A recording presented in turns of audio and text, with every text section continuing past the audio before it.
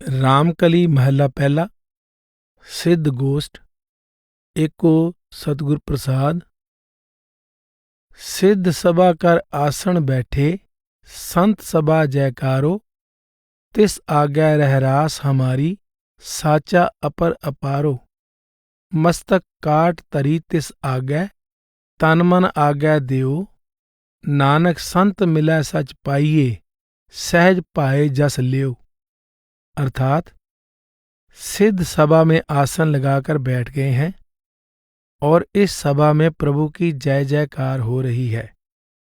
यानी सभा में शामिल सब लोग कहते हैं, हम संतों की सभा को नमस्कार करते हैं। उस अनुपम अविनाशी प्रभु के आगे हमारी विनती है। हम चाहते हैं कि तन मन उन पर न्योछावर कर दें। हे नानक, संतों की संगति द्वारा सुगमता से उस सच्चे के साथ मिलाप हो जाता है और उसके दरबार में पहुंचने की सच्ची बड़ाई प्राप्त हो जाती है। ये आरंभिक पंक्तियां उस शांत और प्रेम पूर्ण वातावरण की तरफ ध्यान आकर्षित करती हैं जिसमें सारा वार्तालाप हुआ।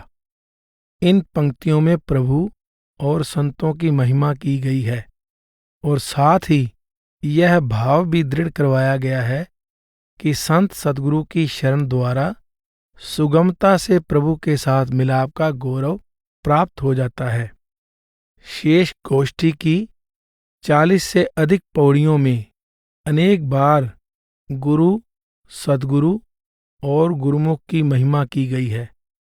संपूर्ण गोष्ठी में गुरुमत का आधार गुरु और उसकी प्रभु से मिलाप करने वाली शब्द यानी नाम रूपी युक्ति की ध्वनि गूंजती सुनाई देती है। क्या पविये सच सूचा होए, साच शब्द बिन मुकत न कोय। अर्थात घर छोड़कर यानी जगह जगह भटकने से क्या मिलता है। जो भी निर्मल होता है सत्य यानी प्रभु से मिलाप द्वारा होता है। किसी को भी सच्चे शब्द के बिना मुक्ति प्राप्त नहीं हो सकती। प्रभु और पूर्ण संतों की महिमा का गुणगान करने के बाद गुरु साहिब राव की इन पंक्तियों में अपनी विचारधारा का सार बयान करते हैं। आप कहते हैं, हमारा वास्तविक उद्देश्य हरि की प्राप्ति है, उसके दरबार में स्वीकार होना है। यह कार्य स्थान स्थान पर भ्रमण करने या तीर्थों आदि पर जाने से कैसे पूर्ण हो सकता है। जब तक हम सच्चे हरि के साथ नहीं जुड़ते तब तक हम सच्चे और निर्मल कैसे हो सकते हैं। हरि के साथ मिलाप की बड़ाई यानी मुक्ति केवल सच्चे शब्द के साथ लिव जोड़ने से ही प्राप्त हो सकती है। गुरु साहिब पहली पंक्ति में सत्य को निर्मलता की प्राप्ति का साधन बताते हैं और दूसरी पंक्ति में शब्द को मुक्ति का साधन स्वीकार करते हैं। स्पष्ट है कि आप प्रभु और शब्द में कोई अंतर नहीं मानते। प्रभु या शब्द को आत्मा की निर्मलता, प्रभु के मिलाप और मुक्ति का साधन समझने में कोई अंतर नहीं है। सरसरी नजर से देखने पर पंक्तियां प्रसंग रहित प्रतीत होती हैं, परंतु वास्तव में गुरु साहब ने इन दो पंक्तियों द्वारा न केवल आगे होने वाले संवाद के लिए आधार कायम कर दिया है, बल्कि अपनी विचारधारा का सार भी बयान कर दिया है। गुरु साहब ने प्रभु से मिलाप और मुक्ति की प्राप्ति का समान अर्थों में प्रयोग किया है। योगियों का उद्देश्य भी मुक्ति की प्राप्ति है और गुरु साहब की विचारधारा भी मुक्ति की प्राप्ति से संबंध रखती है। योगी मुक्ति की प्राप्ति के लिए देश देशांतर के भ्रमण पर बल देते हैं और तीर्थों के स्नान को पवित्रता की प्राप्ति का साधन मानते हैं। गुरु साहब समझाते हैं, जगह जगह भटकने से और तीर्थों पर स्नान करने से मन की निर्मलता प्राप्त नहीं हो सकती। मन और आत्मा तभी स्थिर और निर्मल होते हैं जब वे प्रभु रूपी सत्य से जुड़ते हैं। सत्य से जुड़ने का साधन प्रभु का सच्चा शब्द यानी सच्चा नाम है। इसलिए जब तक हम शब्द यानी नाम के साथ जुड़कर प्रभु में अभेद नहीं होते, मुक्ति प्राप्त नहीं हो सकती। गुरु साहिब आशा की वार में इस भाव को दो तरह से प्रकट करते हैं। कहो नानक सच त्याइए, सुच होवै तां सच पाइए। सूचे ए ना आखिए, बैन जो पिंडा तोए। सूचे से ही नानका, जिन मन वस्या सोए। प्रभु का ध्यान करना चाहिए, क्योंकि इससे ही सच्ची पवित्रता प्राप्त होती है। शरीर की निर्मलता से मन और आत्मा निर्मल नहीं होते। जिनके मन में उस सच्चे का निवास हो जाता है, वे पूर्णतः निर्मल हो जाते हैं। इससे पता चलता है कि दोनों पक्षों का उद्देश्य एक ही है, परंतु उद्देश्य की प्राप्ति की युक्ति के बारे में मतभेद है। इस तरह से ये दोनों पंक्तियां गोष्ठी की नींव के समान हैं। इस गोष्ठी का संपूर्ण विस्तार दोनों पंक्तियों में प्रकट विचार पर आधारित है। कवन तुम्हें क्या नाव तुम्हारा, कौन मार्ग कौन सुआओ। साच कहो अरदास हमारी, हाँ संत जना बल जाओ। कह बैसो कह रहिए बाले, कह आवो कह जाओ। नानक बोले सुन बैरागी, क्या तुम्हारा राहो। अर्थात योगी पूछते हैं, तुम कौन हो, तुम्हारा नाम क्या है, तुम किस मार्ग पर चलने वाले हो और तुम्हारा वास्तविक उद्देश्य क्या है। गुरु साहिब मीठे और नम्रता भरे शब्दों में कहते हैं, मैं सत्य कहता हूं कि मेरी उस कर्ता के आगे सदैव यही प्रार्थना है कि मैं संतों पर बलिहारी जाऊं। गुरु साहिब का प्रेम और नम्रता पूर्वक उत्तर सुनकर योगी प्रभावित हो जाते हैं और विनम्रता से पूछते हैं, हे बाले, तुम कहाँ रहते हो, तुम कहाँ से आए हो और कहाँ जाओगे, तुम्हारा मार्ग क्या है। गुरु साहिब उत्तर देते हैं, घट घट बैस निरंतर रहिए, चालै सतगुर पाए। सहजे आए हुक्म सिधाए, नानक सदा रजाए। आसन बैसन थिर नारायण, ऐसी गुरमत पाए। गुरमुख बूझै आप पछाणै, सच्चे सच समाए। अर्थात आप समझाते हैं, जो प्रभु प्रत्येक हृदय में विराजमान है, हमने उसमें अपने आप को लीन कर दिया है। हम सदा सद्गुरु के भाणे और उपदेश पर चलते हैं। हम बिना किसी बंधन या दबाव के यानी सहज रूप से संसार में आए हैं और प्रभु के हुक्म द्वारा सहज ही वापस उसके पास चले जाएंगे। हम सदा उस कुल मालिक की रजा में खुश रहते हैं। वह नारायण स्वयं भी निश्चल है और उसका आसन भी निश्चल है। प्रभु रूपी निश्चल सत्य की सूझ सद्गुरु के उपदेश पर चलकर प्राप्त होती है।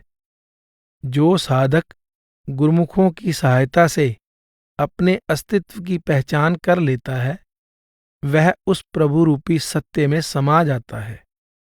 तीसरी पौड़ी में प्राप्त गुरु साहिब का उत्तर पहली पौड़ी के बाद की राहों की पंक्तियों में प्रकट भाव को ही आगे बढ़ाता है।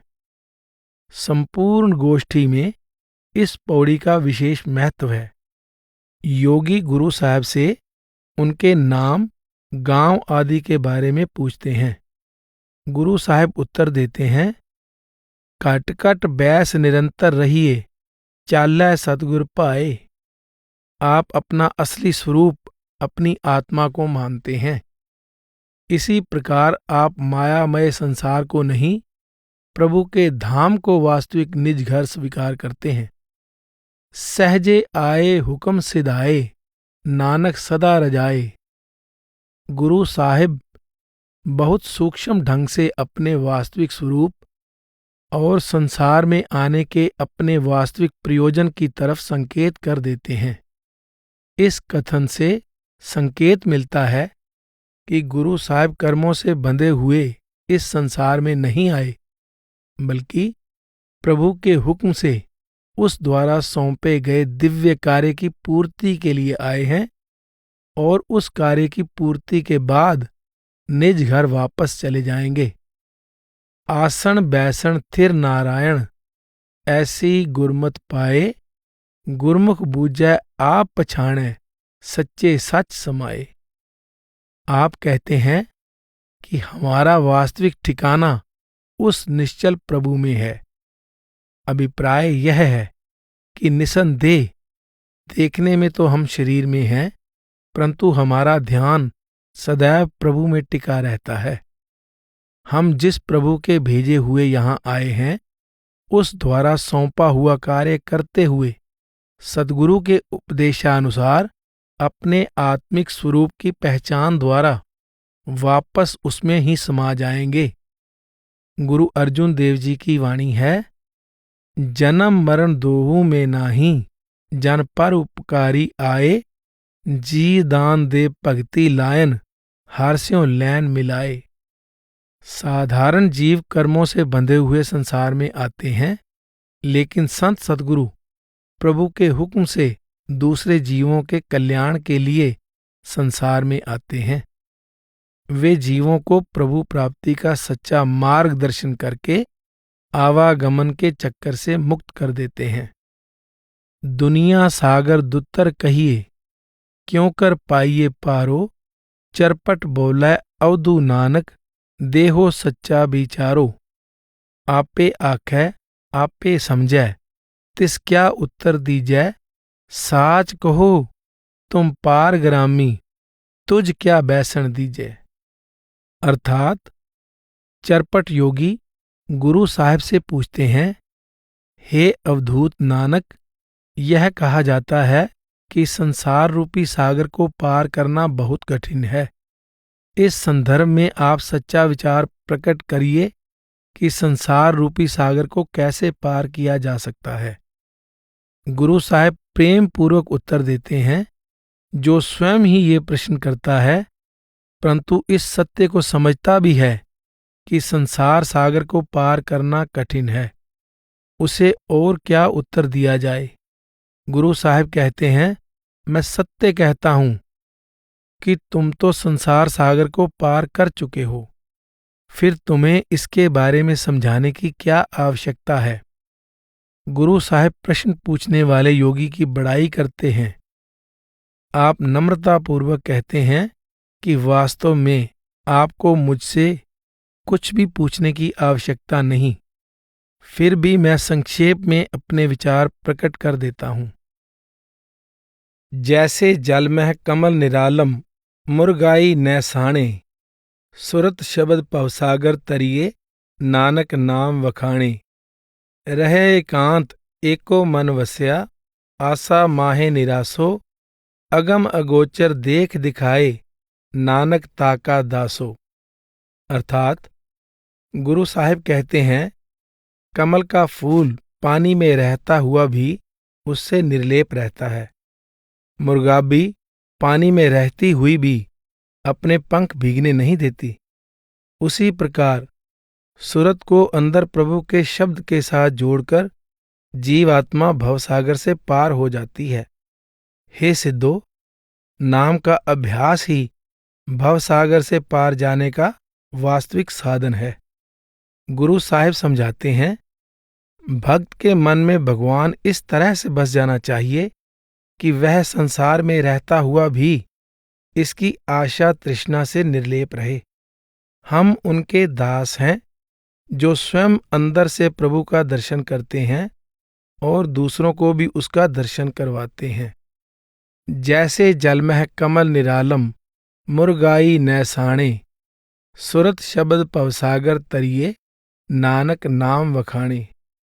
गुरु साहिब समझा रहे हैं कि योग और त्याग दोनों का संबंध मन आत्मा से है, शरीर से नहीं। कमल की जड़ें पानी और कीचड़ में होती हैं, परंतु फूल सदा इनसे ऊपर रहता है। मुर्गा भी सदैव पानी में रहती है, परंतु उसके पंख कभी भीगते नहीं। इसी प्रकार जो साधक अपनी सुरत को शब्द यानी नाम के साथ जोड़ लेता है, वह मायामय संसार में रहता हुआ भी इससे निर्लेप रहता है और भवसागर से पार हो जाता है। गुरु नानक साहिब की वाणी है, ए मन मेरिया बिन पौड़ियां मंदर क्यों चढ़ै राम। ए मन मेरिया बिन बेड़ी पार न अंबड़ै राम। पार साजन अपार प्रीतम गुर शब्द सुरत लंघावे। मिल साध संगत करे रलियां फिर न पछोतावे। गुरु साहिब बहुत सुंदर उदाहरण देते हैं कि जिस प्रकार महल पर चढ़ने का साधन सीढ़ियां हैं और दरिया पार करने का साधन नाव है, उसी प्रकार संसार सागर के इस किनारे पर रह रही जीवात्मा यानी सुरत को इसके पार सचखंड निवास कर रहे प्यारे प्रियतम से मिलाने का साधन सद्गुरु का शब्द है।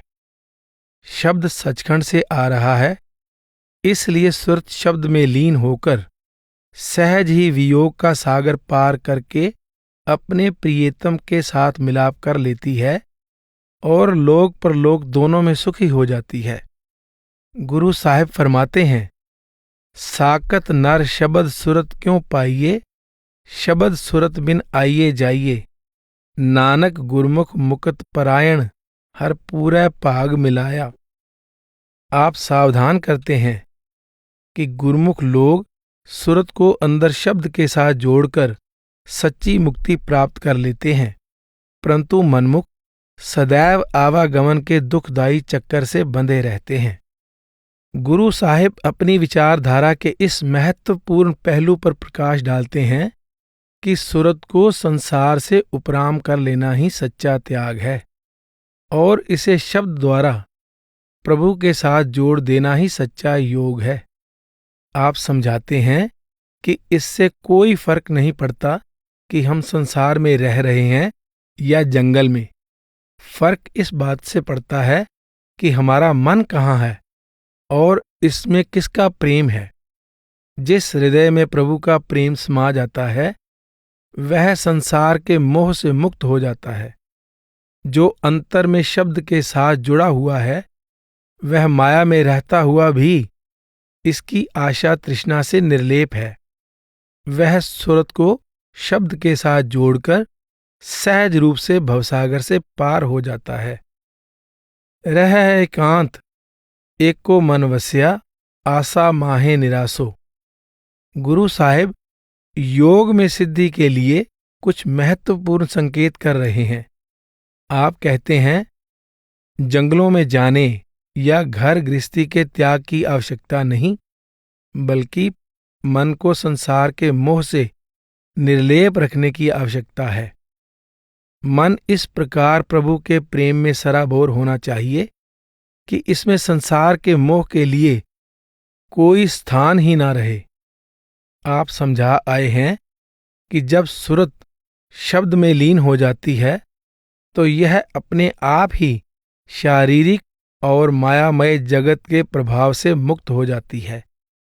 गुरु अर्जुन देव जी की वाणी है, सो एकांती जिस हृदय थाए सोई निश्चल साच ठाए।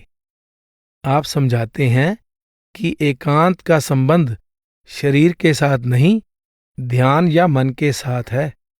जिसका ध्यान यानी मन अंदर अपने निज घर में स्थिर हो गया है, उसके लिए प्रत्येक स्थान ही एकांत है। अगम अगोचर देख दिखाए नानक ताका दासो। आप फरमाते हैं कि योग में सिद्धि के लिए ऐसे पूर्ण पुरुष की शरण लेनी चाहिए जो स्वयं उस अगम अपार प्रभु के साथ मिलाप कर चुका हो और दूसरे साधकों को भी ऐसा करवाने का सामर्थ्य रखता हो। गुरु साहिब वाणी के अन्य प्रसंग में कहते हैं, एको शब्द विचारिये अवर त्यागै आस। नानक देख दिखाइए हों सद बलिहारै जास। आप कहते हैं कि जो गुरमुख अन्य सभी साधनों का त्याग करके केवल शब्द का आश्रय लेता है और स्वयं प्रभु के दर्शन करके दूसरों को भी उसके दर्शन करवा देता है, हम उस पर बलिहारी जाते हैं। गुरु अर्जुन देव जी की वाणी है, सतपुरख जिन जानिया सतगुर तिसका नाव, तिसकै संग सिख उद्धरै नानक हर गुण गाओ। जो महापुरुष स्वयं प्रभु के साथ मिलाप कर चुका है वही सच्चा सतगुरु है और उसकी संगति में ही प्रभु की भक्ति द्वारा प्रभु के साथ मिलाप किया जा सकता है। सुन स्वामी अरदास हमारी, पूछो साच विचारो, रोस न कीजै उत्तर दीजै, क्यों पाइये गुर दुआरो। एह मन चलतो सच कर बैसै, नानक नाम आधारो, आपे मेल मिलाए करता, लागै साच प्यारो। अर्थात योगी कहते हैं, स्वामी जी, हमारी यह विनती है कि हम आपका सच्चा उपदेश सुनना चाहते हैं। हमारी बात का बुरा ना मानना। हमें विस्तार पूर्वक समझाओ कि आपे मेल मिलाए वाले गुरु का द्वार कैसे प्राप्त हो। गुरु साहिब उत्तर देते हैं कि आवश्यकता इस बात की है कि चंचल मन अपने घर में टिक कर बैठ जाए और इसे अंदर से नाम का आधार मिल जाए, यानी यह अवस्था गुरु की सहायता से प्राप्त होती है और वह कर्ता स्वयं सद्गुरु से मिलाता है। जब सद्गुरु से मिलाप हो जाता है तो हृदय में प्रभु का प्रेम उत्पन्न हो जाता है। योगियों ने अपनी बात बड़ी दृढ़ता से आरंभ की थी। गुरु साहिब के साथ संक्षिप्त वार्तालाप के बाद वे प्रेम और नम्रता के भाव से उन्हें स्वामी कहकर संबोधित कर रहे हैं और अपने प्रश्न को अरदास का नाम देते हैं। योगी पूछते हैं कि आपने यह तो कह दिया कि प्रभु के साथ मिलाप केवल वह गुरु करवा सकता है जो स्वयं प्रभु के साथ मिलाप कर चुका हो और जीवात्मा को भी प्रभु के साथ मिलाने में समर्थ हो।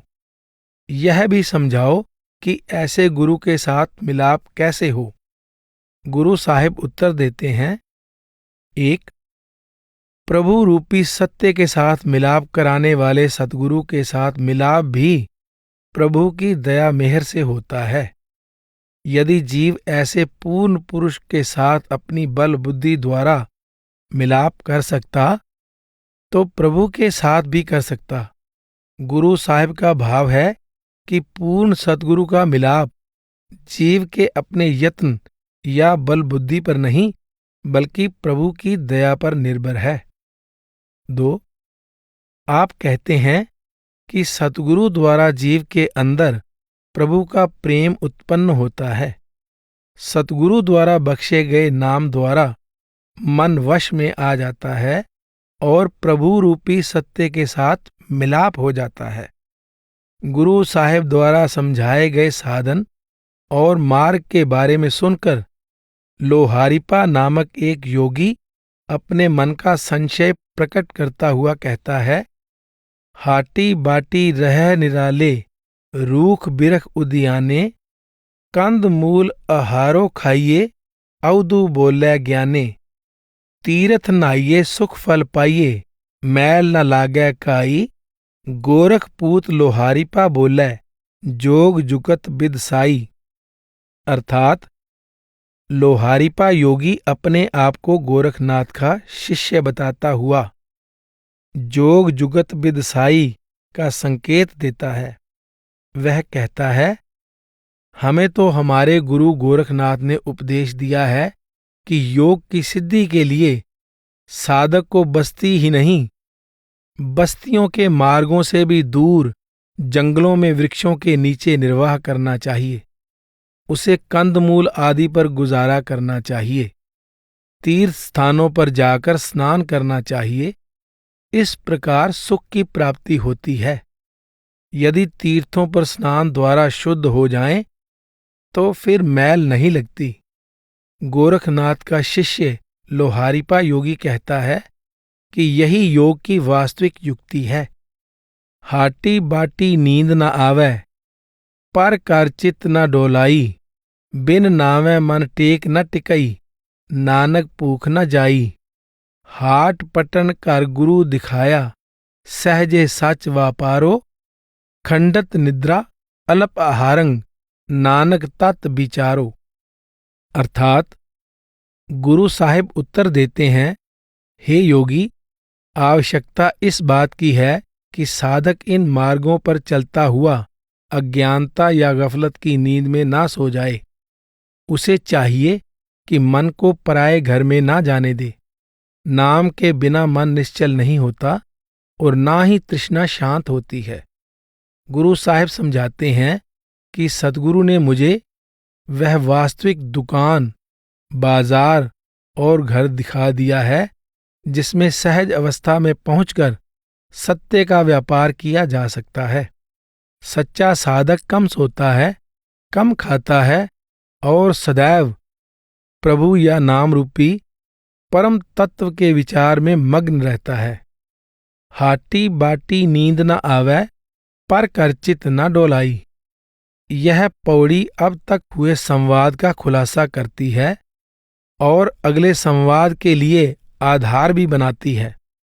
गुरु साहब समझाते हैं, आबादी और उसकी तरफ जाने वाले मार्ग का त्याग करने की आवश्यकता नहीं है। आवश्यकता इस बात की है कि जहां भी रहें अज्ञानता की नींद से बचकर रहें। संसार में रहें, परंतु आम संसारियों की तरह नहीं, बल्कि प्रभु के भक्तों की तरह। संसार में रहें, परंतु प्रभु प्राप्ति के आदर्श की ओर से अचेत ना हो जाएं। बिन नावै मन टेक न टिकई, नानक भूख न जाई। गुरु साहिब समझाते हैं कि योग का संबंध शरीर से नहीं, मन की साधना से है। आप फरमाते हैं कि आत्मा और परमात्मा के बीच वास्तविक रुकावट मन की है। मन चंचल है, इसके अंदर तृष्णाओं की अग्नि प्रचंड है। जब तक मन स्थिर नहीं होता और तृष्णा की अग्नि शांत नहीं होती, आत्मा का परमात्मा से मिलाप नहीं हो सकता। मन को केवल वह ताकत स्थिर कर सकती है जो मन से अधिक शक्तिशाली हो और जिसके अंदर इंद्रियों के भोगों और विषय विकारों से ऊंची और विशुद्ध लज्जत हो। वह शक्ति प्रभु का नाम है। गुरु साहिब उपदेश देते हैं कि जब तक मन प्रभु के नाम से नहीं जुड़ता, तब तक यह निश्चल नहीं हो सकता और ना ही इसकी तृष्णा शांत हो सकती है। मन के गुण, कर्म, स्वभाव और इसे वश में करने के साधन के रूप में आदि ग्रंथ की संपूर्ण वाणी में गुरु साहिब द्वारा आसा राग में उच्चारण किए गए शब्द मन मैगल साकत देवाना का एक विशेष स्थान है। इसमें से कुछ अंशों पर विचार करते हैं। मन मैगल साकत देवाना, बन खंड माया मोह हैराना, इत उत जाए काल के चापे, गुरमुख खोज लह कर आपे। बिन गुर शब्दै मन नहीं ठोरा, सिमरो राम नाम अत निर्मल, अवर त्यागो हौमै कोरा। माया का उपासक मन मस्त हाथी की तरह संसार रूपी माया के जंगल में भटक रहा है। यह काल का दबाया हुआ हर तरफ भागता है। जब गुरमुखों की शरण प्राप्त होती है तो इसे अपने वास्तविक घर की सूझ हो जाती है।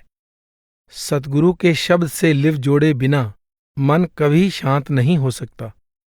इसलिए मनमत का त्याग करके मन को प्रभु के निर्मल नाम में लीन करना चाहिए। गुरमुख राग स्वाद अन त्यागे, गुरमुख ए मन भगति जागे। अनहद सुन मान्या शब्द विचारी, आत्म चीन्हे पये निरंकारी। सतगुरु की कृपा से मन मोह ममता और इंद्रियों के भोगों के स्वाद त्याग देता है। यह अज्ञानता की नींद का त्याग करके प्रभु की भक्ति में जागृत हो जाता है। अनहद शब्द के साथ लिव जोड़ने से मन वश में आ जाता है और आत्मा की पहचान द्वारा परमात्मा की पहचान हो जाती है। गुरु साहिब गुरमत के इस बुनियादी सिद्धांत पर प्रकाश डाल रहे हैं कि प्रभु प्राप्ति शरीर की साधना पर नहीं बल्कि मन की साधना पर निर्भर है। जो व्यक्ति सतगुरु द्वारा समझाई युक्ति के अनुसार परमेश्वर के नाम के साथ लिव जोड़ लेता है, वह हर प्रकार की आशा तृष्णा से मुक्त हो जाता है। उसका मन वश में आ जाता है और उसकी आत्मा मन के चंगुल से आजाद होकर प्रभु में लीन हो जाती है। साधक के मन की अवस्था घर गृहस्थी के त्याग, जंगलों में निवास, कंदमूल के आहार से नहीं बल्कि सुरत को शब्द में लीन करने से बदलती है। उद्देश्य नाम के साथ लिव जोड़ने का है।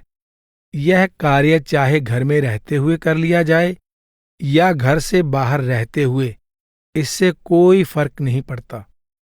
पर कर चित्त न डोलाई, इस महत्वपूर्ण कथन में गहरे आध्यात्मिक अर्थ छिपे हुए हैं। गुरु साहिब उपदेश देते हैं, साधक को चाहिए कि ध्यान को पराये घरों में ना भटकने दे। जब तक साधक का मन अस्थिर है और पराये घरों में भटकता है, वह योग में सिद्धि का स्वप्न भी नहीं ले सकता।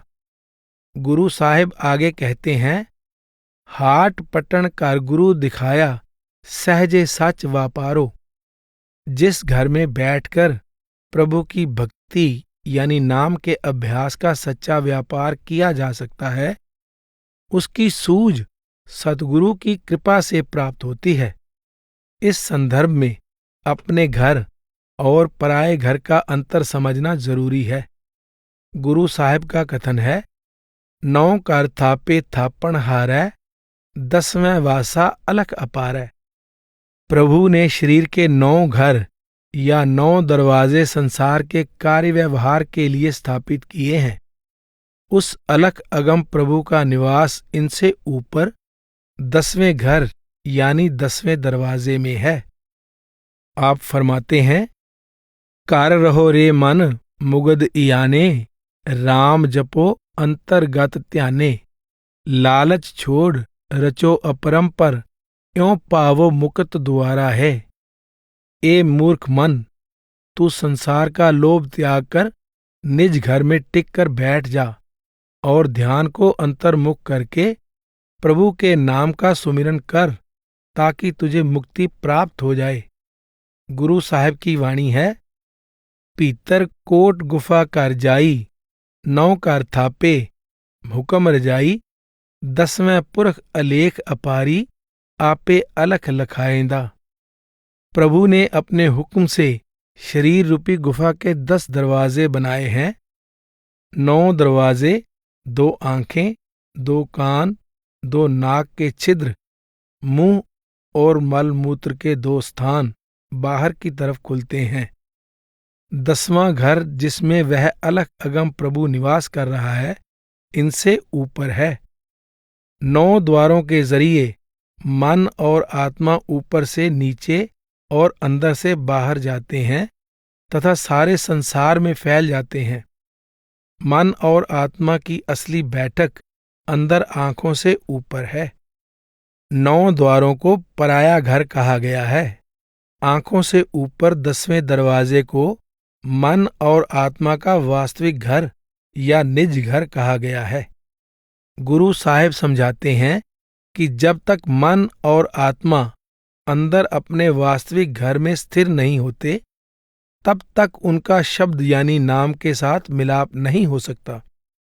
गुरु अमरदास जी की वाणी है, 9 दर ठाके तावत रहाए, 10वें निज कारवासा पाए। उत्थै अनहद शब्द वजह दिन राती, गुरमती शब्द सुनावणिया।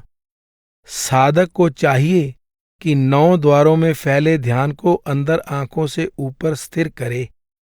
फिर यह पराये घरों की भटकन से मुक्त होकर अंदर निज घर में पहुंच जाएगा। वहां पहुंचकर इसे शब्द की कभी ना बंद होने वाली ध्वनि सुनाई देगी। गुरु साहिब समझा रहे हैं कि इस बात से कोई फर्क नहीं पड़ता कि साधक घर में रह रहा है अथवा बाहर जंगल में। महत्वपूर्ण बात यह है कि उसका ध्यान कहाँ है। जब तक ध्यान 9 द्वारों में फैला हुआ है, चाहे कोई घर में रह रहा हो या जंगलों में, परमार्थ में उन्नति कर पाना असंभव है। जब वह सद्गुरु द्वारा समझाई युक्ति के अनुसार ध्यान को 9 पराये घरों में से समेटकर आंखों से ऊपर निज घर में स्थिर कर लेता है, तो उसकी लिव नाम के साथ जुड़ जाती है, और यही योग में सिद्धि का सच्चा साधन है।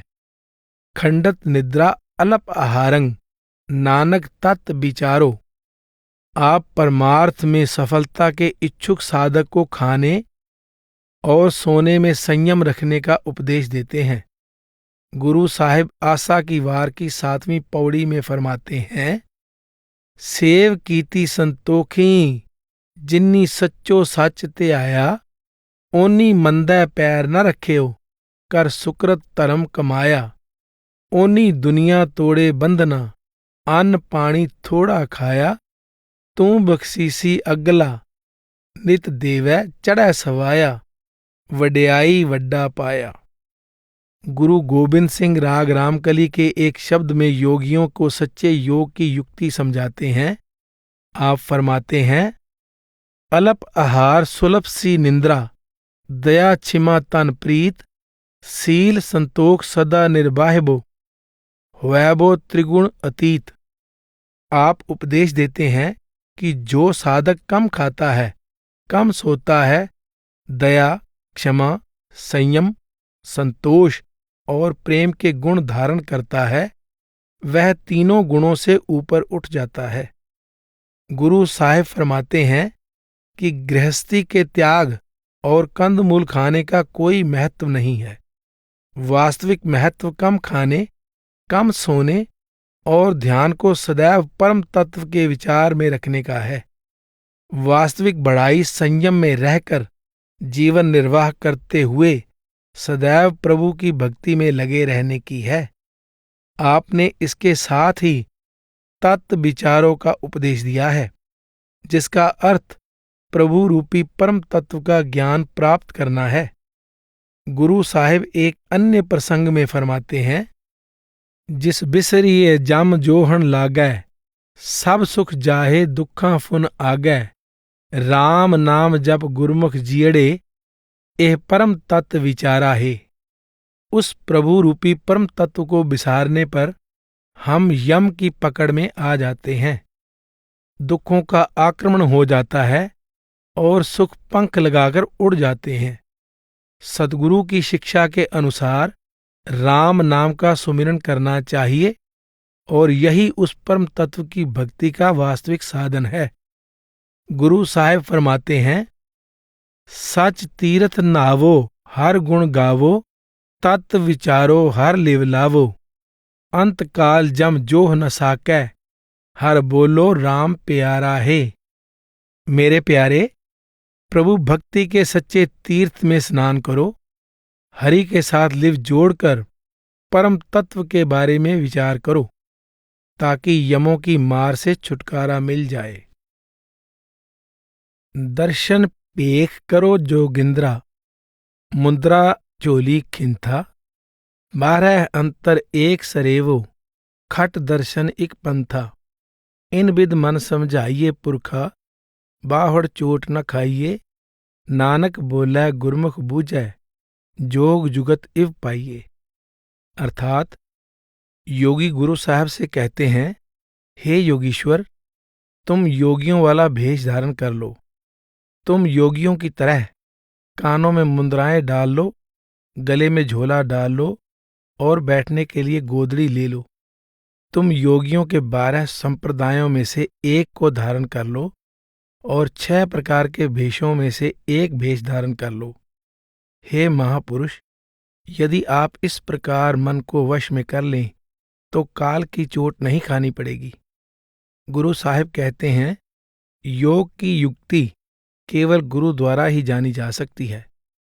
भाई गुरदास अपनी पहली वार की 31वीं पौड़ी में लिखते हैं कि गुरु साहिब के वचनों और व्यक्तित्व से प्रभावित होकर योगी सोचते हैं, सिद्धि मने विचारिया, कि वह दर्शन ए लेवै बाला, ऐसा जोगी कली मह, हमरे पंथ करे उजियाला। अर्थात सिद्धों ने मन में सोचा कि यदि यह नानक योगियों वाला भेष धारण करके हमारे पंथ में शामिल हो जाए तो यह कलयुग में योग मत को प्रत्येक स्थान पर फैला देगा और चारों तरफ योग मत की जय जयकार हो जाएगी। इसलिए योगी गुरु साहब को योगियों वाला भेष धारण करके योग मत को धारण करने की प्रेरणा देते हैं। योगियों का सारा जोर बाहरी भेष पर है। वे समझते हैं कि योगियों के 12 संप्रदायों में से किसी एक में भी शामिल हो जाने और 6 प्रकार के भेषों में से कोई एक भेष धारण कर लेने से मन वश में आ जाएगा और परमात्मा से मिलाप हो जाएगा।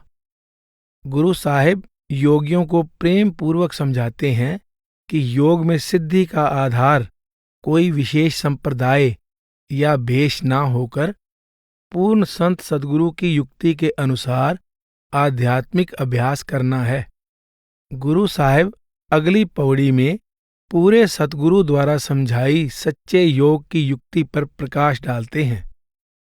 अंतर शब्द निरंतर मुद्रा, हौमै ममता दूर करी, काम क्रोध अहंकार निवारै, गुर कै शब्द सुसमझ परी, खिंथा चोली भरपुर रहया, नानक तारै एक हरि, साचा साहेब साची नाई, परखै गुर की बात खरी।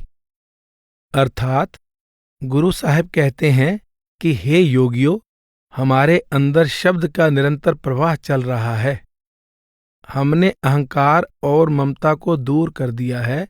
यही हमारी मुद्राएं हैं।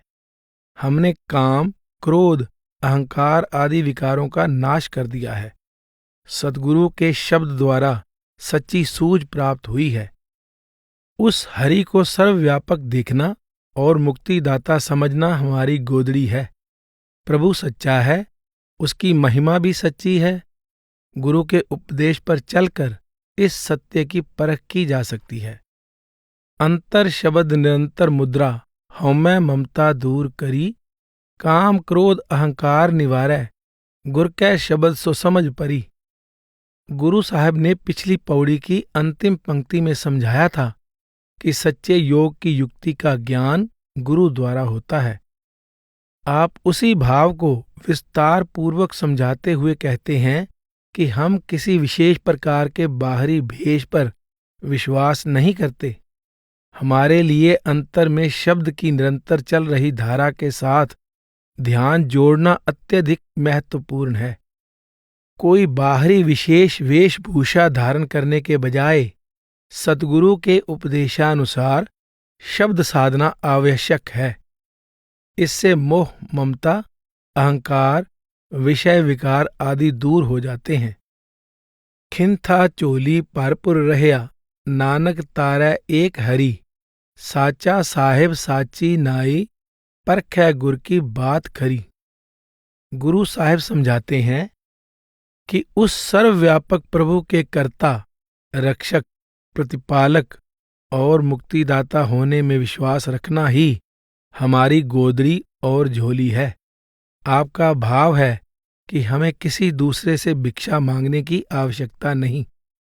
वह प्रतिपालक स्वयं ही हमारा प्रतिपालन करेगा और हमारी मुक्ति का प्रबंध भी कर देगा।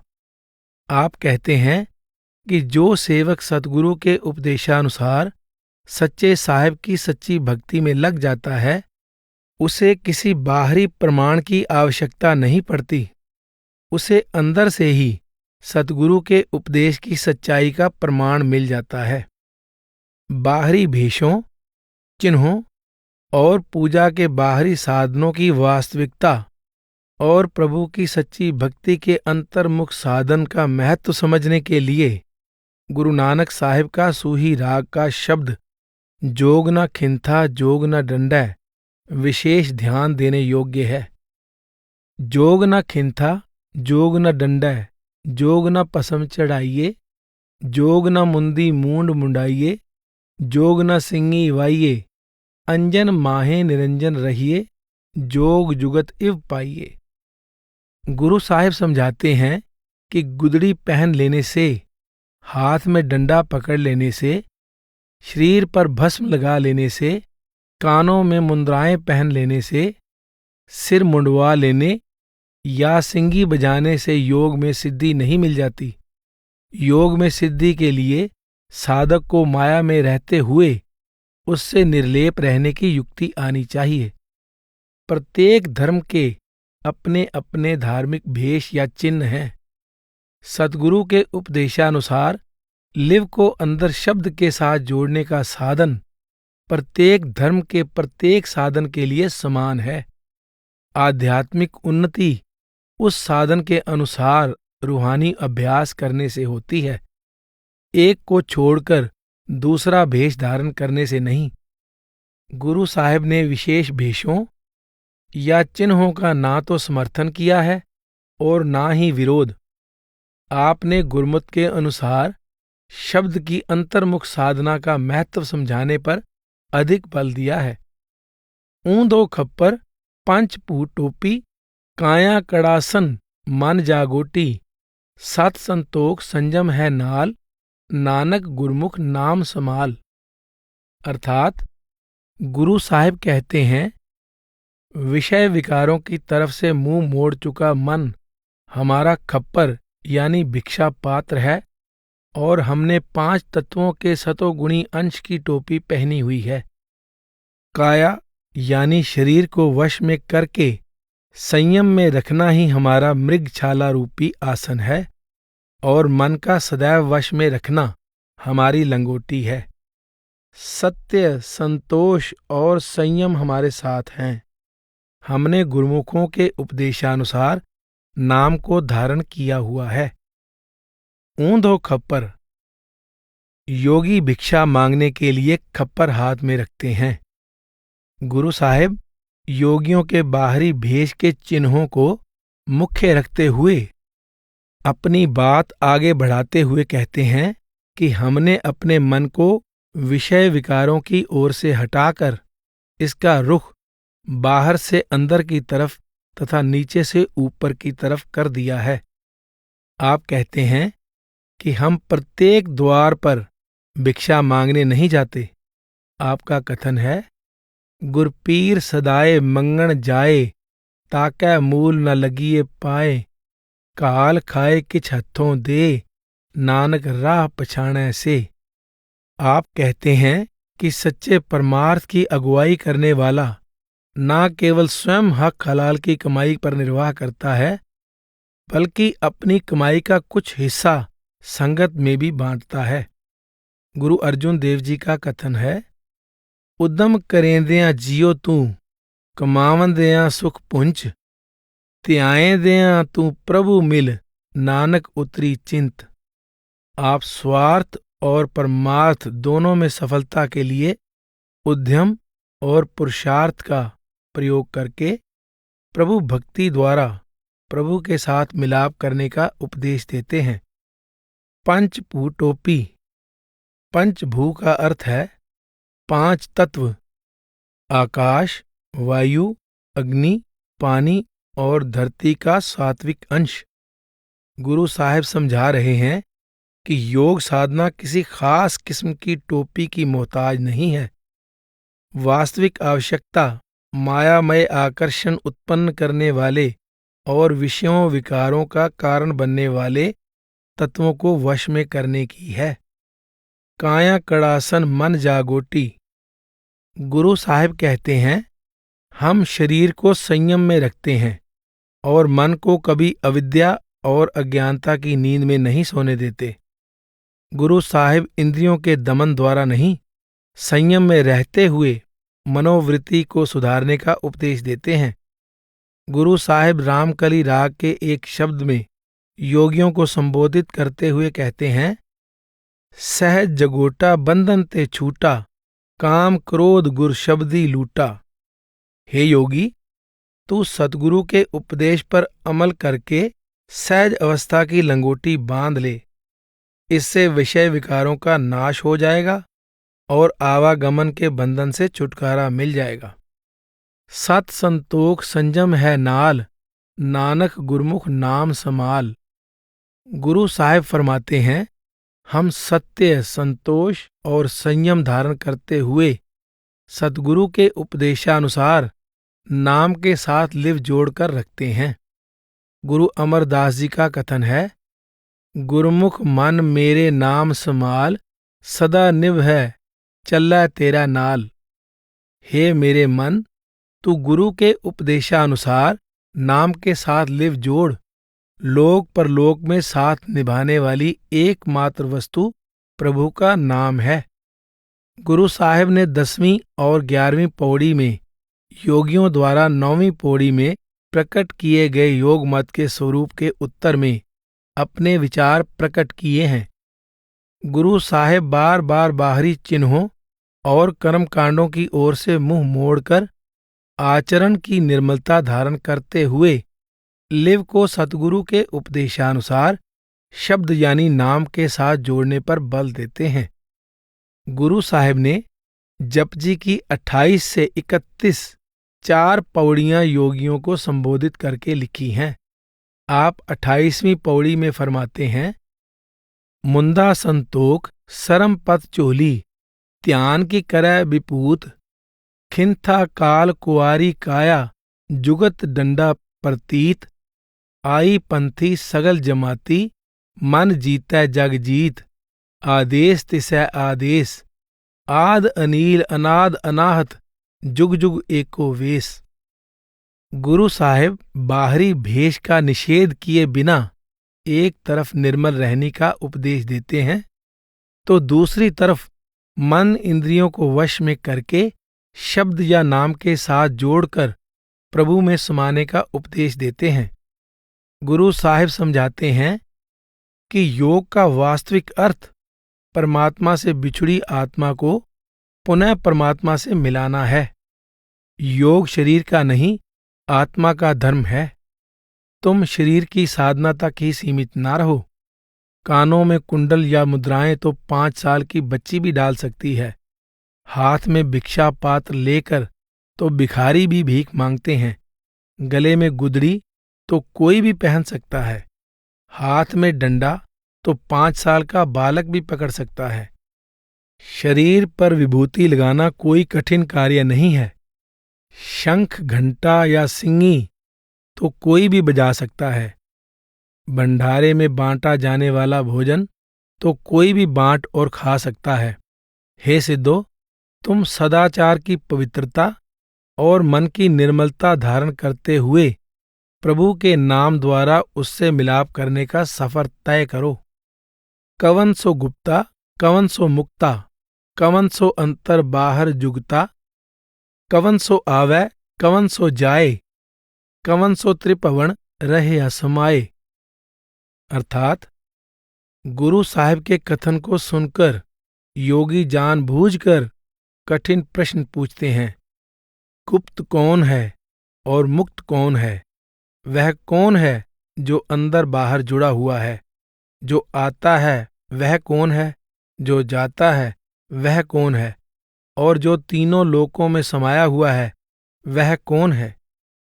काट काट गुप्ता, गुरमुख मुक्ता, अंतर बाहर शब्द सो जुगता, मनमुख बिनसै आवे जाए, नानक गुरमुख साच समाए।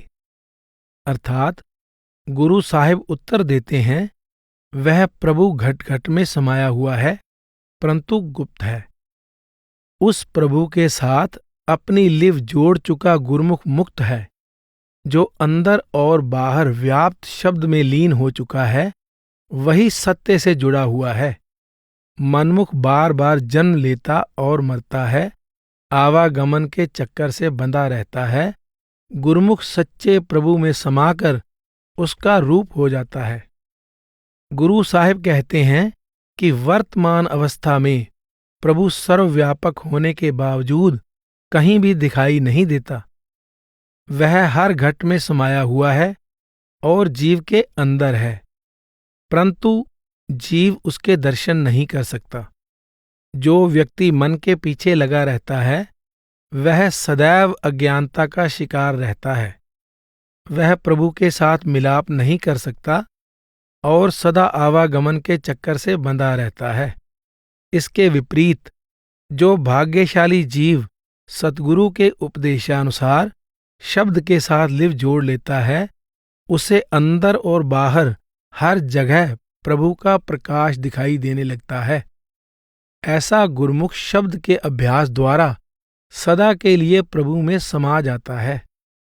क्यों कर बाधा सरपन खादा, क्यों कर खोया क्यों कर लादा, क्यों कर निर्मल क्यों कर अंधियारा, एह तत् विचारै सो गुरु हमारा। अर्थात एक योगी कुछ अन्य सूक्ष्म प्रश्न पूछता है, यह जीव कैसे बंधा हुआ है और माया रूपी सर्पिणी इसे कैसे खा रही है।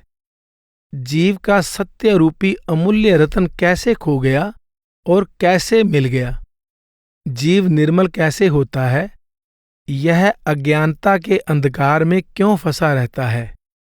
जो इस सत्य को समझा दे, हम उसे अपना गुरु मानने के लिए तैयार हैं। दुर्मत बाधा सरपन खादा, मनमुख खोया गुरमुख लादा, सतगुर मिलै अंधेरा जाए, नानक होमै मेट समाए। अर्थात गुरु साहिब उत्तर देते हैं, यह जीव अज्ञानता या अविद्या के कारण आवागमन में बंधा हुआ है और माया रूपी सर्पिणी का ग्रास बना हुआ है। मनमुक्ता के कारण यह नाम रूपी सत्य को गंवा बैठता है और गुरुमुखता धारण करके उसे प्राप्त कर लेता है। सतगुरु के मिलाप द्वारा अज्ञान के अंधेरे का नाश हो जाता है और होमै का नाश करके जीव फिर प्रभु में समा जाता है। गुरु साहिब इस प्रसंग में दुर्मति, मनमुक्ता, अज्ञानता और होमै को समान अर्थों में प्रयोग कर रहे हैं। आप फरमाते हैं कि जीव का सबसे बड़ा दुश्मन अज्ञानता, होमै या मनमुक्ता है। मनमुक्ता के कारण ही जीव मायामय संसार और आवागमन के जाल से बंधा हुआ है और इस अज्ञानता के कारण ही इस माया रूपी सर्पिणी की खुराक बना हुआ है। गुरु साहिब का भाव है कि अज्ञानता भी माया द्वारा ही उत्पन्न की गई है। माया रूपी सर्पिणी भी गुरु की शरण द्वारा वश में आती है और अज्ञानता या होमै का नाश करके प्रभु के साथ मिलाप का सौभाग्य भी सतगुरु की शरण द्वारा प्राप्त होता है। कबीर साहिब की वाणी है, सर्पनी ते ऊपर नहीं बलिया, जिन ब्रह्मा बिसन महादेव छलिया, मार मार सर्पनी निर्मल जल पैठी, जिन त्रिपवन दसियले गुर प्रसाद डिठी। सर्पनी सर्पनी क्या कहो भाई, जिन साज पछानिया तिन सर्पनी खाई। माया रूपी सर्पिणी में इतना बल है कि इसने ब्रह्मा, विष्णु और महेश जैसे देवताओं को भी छला है। आप कहते हैं, जिस सर्पिणी ने संपूर्ण त्रिलोकी को डस लिया था, उसे गुरु की कृपा से वश में कर लिया। वह पहले बेचैन थी, अब नाम के अमृत से शांत होकर बैठ गई है। मेरे भाइयों, सर्पिणी के लिए क्यों शोर मचाते हो और शिकायत करते हो।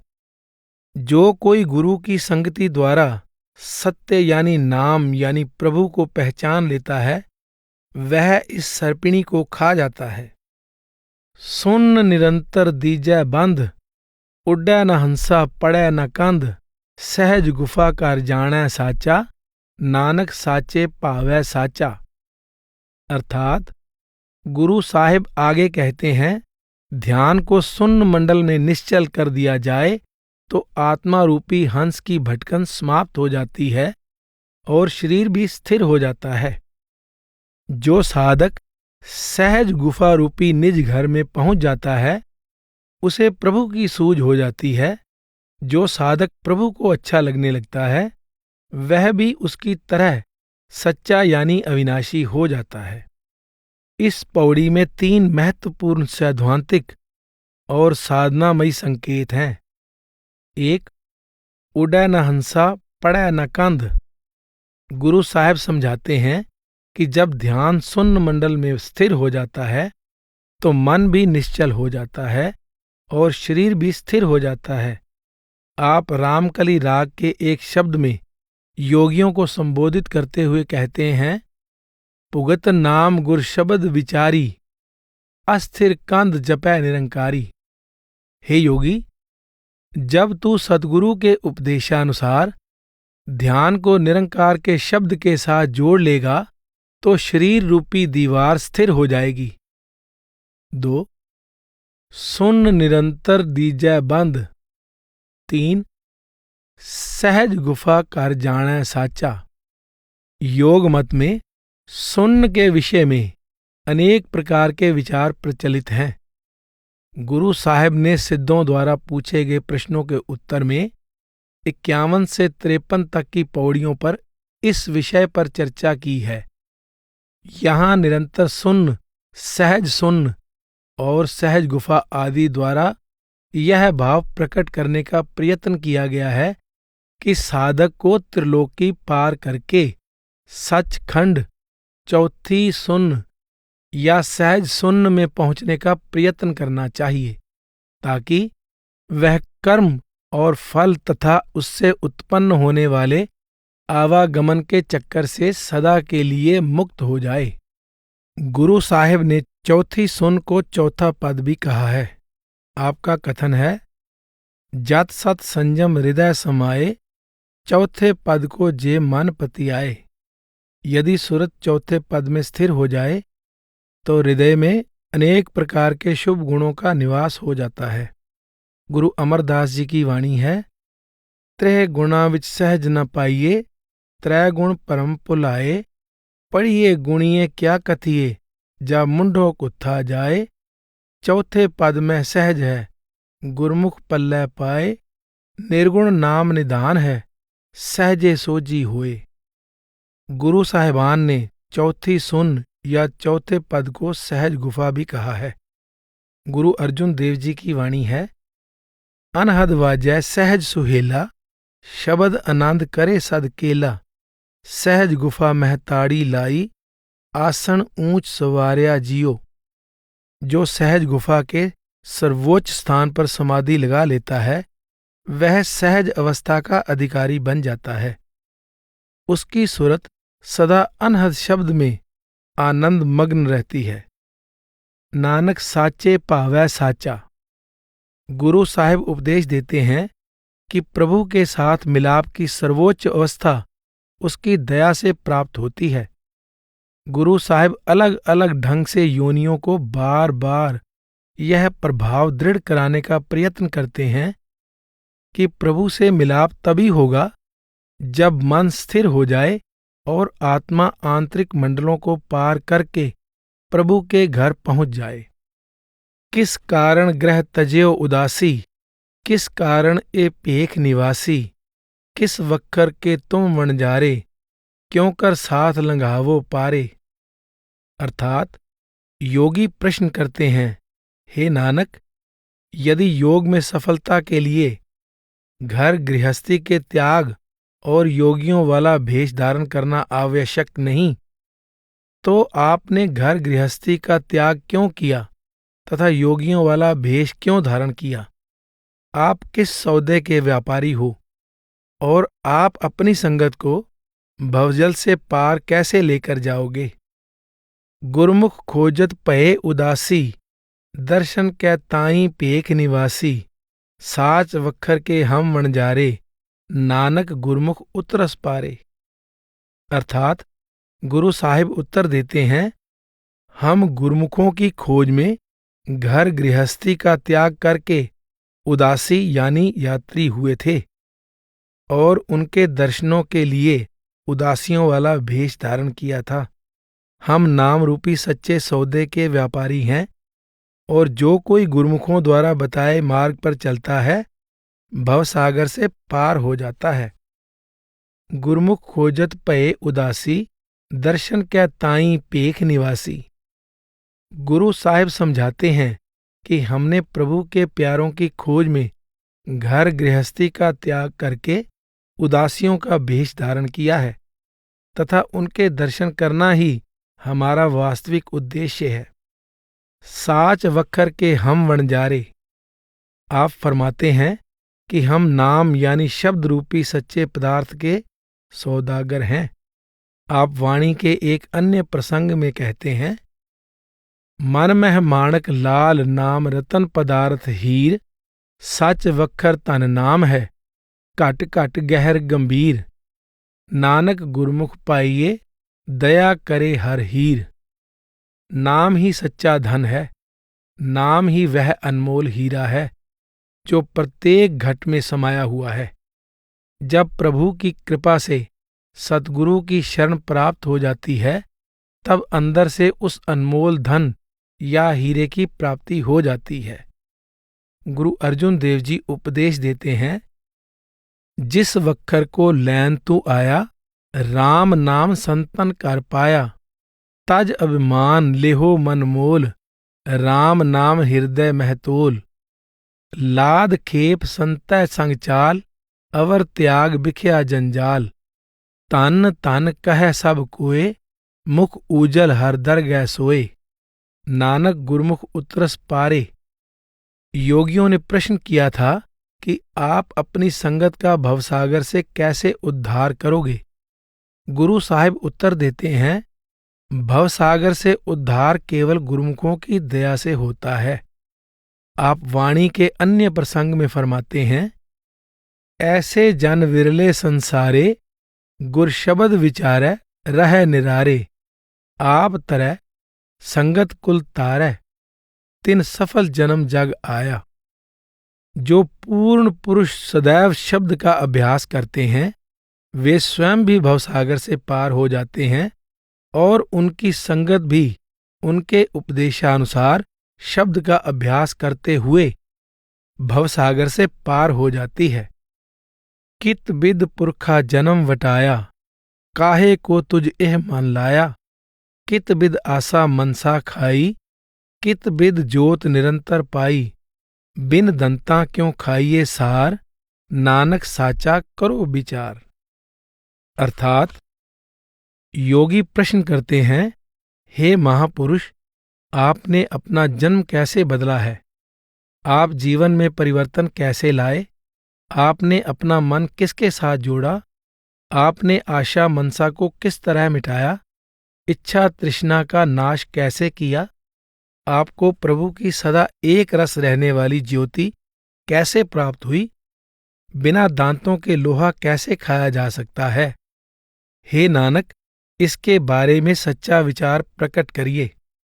सतगुर कै जन्मे गवन मिटाया, अनहत राते ए मन लाया, मनसा आशा शब्द जलाई, गुरमुख जोत निरंतर पाई, त्रैगुण मेटे खाइए सार, नानक तारे तारणहार।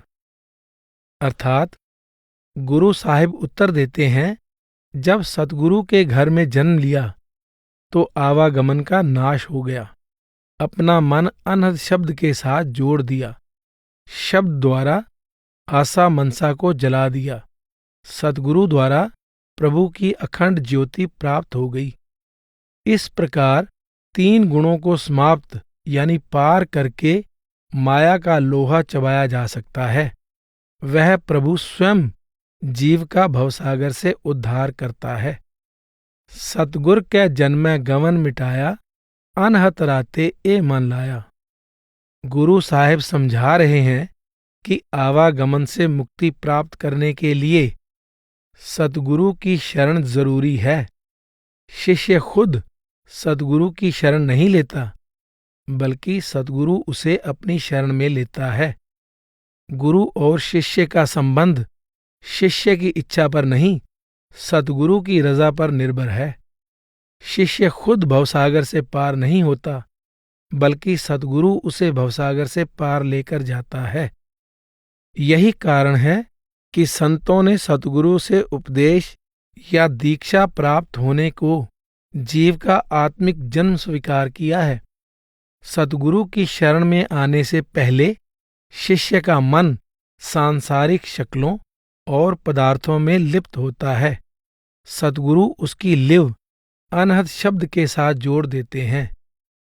सद्गुरु के उपदेशानुसार शब्द की साधना करने से साधक के जीवन में पूरी तरह बदलाव आ जाता है। उसकी दिशा भी बदल जाती है, दशा भी बदल जाती है। वह माया का पुजारी बनने के स्थान पर प्रभु का भक्त बन जाता है। यही नया जन्म है। गुरु साहिब वाणी के एक अन्य प्रसंग में फरमाते हैं, सतगुर देखिया दीख्या लीनी, मन तन अर्प्यो अंतर्गत कीनी, गतमित पाई आत्म चीनी, भोजन नाम निरंजन सार, परम हंस सच जोत अपार, जह देखो तह एकंकार। जब सतगुरु के दर्शन करके उससे दीक्षा प्राप्त की, तब तन मन से उस पर अमल करके बाहर की ओर जाने वाले ध्यान को अंदर स्थिर कर लिया। जब उसके उपदेश के अनुसार आत्मा को मन इंद्रियों से अलग करके अपने आत्मिक स्वरूप की पहचान की, तो आंतरिक अथाह जगत की सूझ हो गई। इससे आत्मा को प्रभु के नाम का उत्तम भोजन मिल गया। नाम के अभ्यास से परमहंस की अवस्था प्राप्त हो गई और उस हरि की ज्योति के दर्शन होने पर सृष्टि के कण कण में उसका नूर समाया हुआ दिखाई देने लगा। मनसा आशा शब्द जलाई, गुरमुख ज्योत निरंतर पाई। गुरु साहिब समझाते हैं कि जब अंदर शब्द का अमृत मिलता है तो सांसारिक भोगों की इच्छा तृष्णा शांत हो जाती है। जब सतगुरु के उपदेशानुसार ध्यान को अंदर स्थिर कर लेते हैं तो अंदर दिव्य ज्योति के दर्शन हो जाते हैं। गुरु नानक साहिब की वाणी है, सिद्ध समाध करै नित चगरा, दूहु लोचन क्या हेरै, अंतर ज्योत शब्द तुन जागै, सतगुर चगर निबेरै। सिद्ध आंखों पर दबाव डालकर ध्यान को अंदर स्थिर करने का प्रयत्न करते हैं, परंतु वह दिव्य और सूक्ष्म ज्योति इंद्रियों का विषय नहीं है। जब सतगुरु द्वारा समझाई युक्ति के अनुसार ध्यान को अंदर स्थिर किया जाता है तो अंदर शब्द की ध्वनि सुनाई देने लगती है और शब्द की ज्योति दिखाई देने लगती है। आप दूसरे प्रसंग में कहते हैं, मन बैराग रतो बैरागी, शब्द मन बेद्या मेरी माई, अंतर ज्योत निरंतर बाणी, साचे साहिब स्यों लिवलाई। जब मन प्रभु के प्रेम के रंग में रंग गया तो सुरत संसार और शरीर की तरफ से निर्लेप होकर अंदर स्थिर हो गई तथा अंदर शब्द की ज्योति प्रकट हो गई। शब्द की ध्वनि सुनाई देने लगी और प्रभु के साथ लिव जुड़ गई। त्रैगुण मेटे खाइए सार, नानक तारे तारणहार। जब प्रभु के साथ मिलाप हो गया तो आत्मा स्वाभाविक रूप से 3 गुणों की मायामय सीमा पार कर गई। इस प्रकार जीव माया का लोहा चबाने में सफल हो गया। शब्द के साथ लिव जोड़कर मायामय रचना से पार जाने का सौभाग्य प्रभु की दया से प्राप्त होता है। गुरु अमरदास जी की वाणी है, त्रह गुणा विच सहज न पाइये, त्रैगुण परम पुलाए, पढ़िए गुणिये क्या थिए, जा मुड्डों कुत्था जाए, चौथे पद में सहज है, गुरमुख पल्लै पाए। गुरु साहिब समझाते हैं कि जब एक जीवात्मा 3 गुणों की त्रिलोकी में कैद है, उसे सहज अवस्था की प्राप्ति नहीं हो सकती। जब तक मन कुमार्ग पर अग्रसर है, ग्रंथों और शास्त्रों का पाठ विचार करने से भी सहज अवस्था की प्राप्ति नहीं हो सकती। सहज अवस्था की प्राप्ति सतगुरु के उपदेश पर अमल करते हुए त्रिलोकी की सीमा पार करके सचखंड या चौथे पद में पहुंचकर होती है।